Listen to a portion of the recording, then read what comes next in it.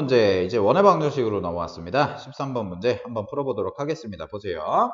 자, 문제에서 좌표평면 위에 3,1을 지나고 밑줄 x축과 y축 동시에 접하는 원이라고 되어 있죠. 그죠? 자, 그럼 얘를 빼가지고요. 한번 써보겠습니다. 자, x축, y축 동시에 접하는 원은요. 반드시 방정식이 어떤 식으로 세워지냐면 x-r의 제곱 더하기 얘는 y-r의 제곱, 얘가 r제곱이다. 이렇게 써질 겁니다. 요 방정식 형태는 좀 암기를 해둡시다, 여러분. 기말고사 때까지 좀 암기를 해두시고요. 그러면 얘는 이렇게 쓸 수가 있겠죠. 얘는 중심의 좌표가 뭐가 되는 거냐면 여기서 r이 나타낸 건 당연히 원의 반지름일 거니까 r, r이 될 거고요. 그 다음에 반지름도 당연히 뭐가 되겠어요? r이 되겠죠. 그죠? 그럼 얘는 x축, y축 동시에 접하는 원은 뭐다? r 이렇게 써지고 그 다음에 여기도 r이 되니까 즉 중심의 좌표, x좌표, y좌표가 다 반지름과 같더라 라는 얘기가 되겠지. 그치? 자, 근데 봐봐. 이제 문제 한번 풀어볼게요. 자, 요 원이 있는데 요 원에 대해서 얘가 뭘 지난다고 그랬냐면 3,1을 지난다고 그랬어요. 3,1을.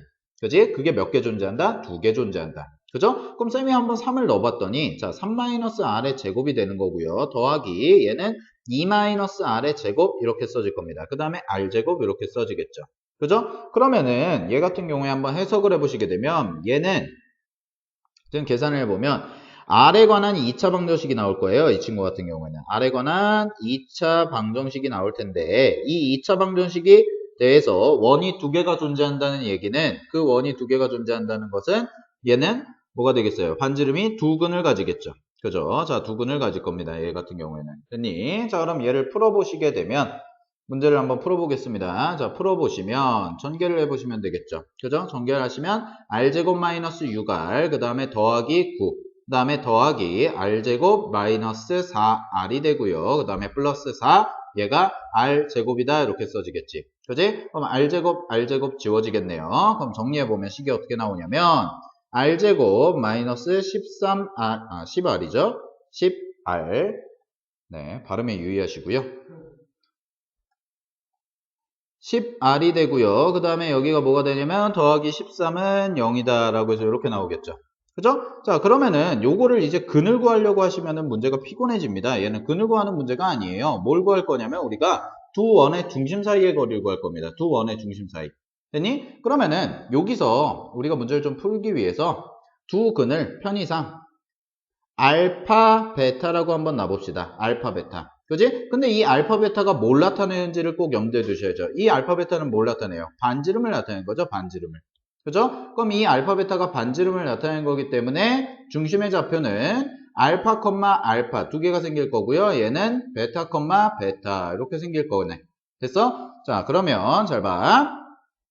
우리가 이제 문제에서 구해야 되는 게 두 원의 중심 사이의 거리이기 때문에 두 원의 중심 사이의 거리는 알파, 알파에서부터 베타, 베타까지를 구해주시면 되겠죠? 그죠? 자, 그럼 중심 사이의 거리를 구해보시면 얘는 루트, 자, 루트 얼마가 나올까요? 얘에서 얘 빼주고 얘에서 얘 빼주니까 똑같은 게 두 개가 있네요. 그래서 알파 마이너스 베타의 전체 제곱의 2배 한 것과 같다라고 이렇게 써지겠죠.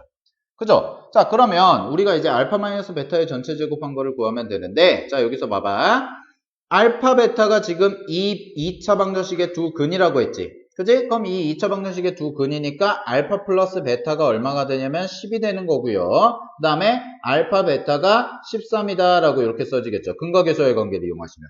그지? 그러면은 요걸 이용해서 우리가 알파 마이너스 베타의 전체 제곱의 값을 구해보면 자, 곱셈 공식 변형 이용하면 되겠네요. 거의 다 끝났습니다. 자, 알파 마이너스 베타의 제곱은 뭐가 되겠어요? 알파 플러스 베타의 전체 제곱 마이너스 뭐가 돼요? 4알파 베타다 이렇게 써지겠죠. 그죠? 그럼 이 값을 계산해 보시면 얘는 알파 플러스 베타의 전체 제곱이니까 10의 제곱 100이 될 거고요. 마이너스 얼마가 될까요? 52다 라고 이렇게 써지겠죠.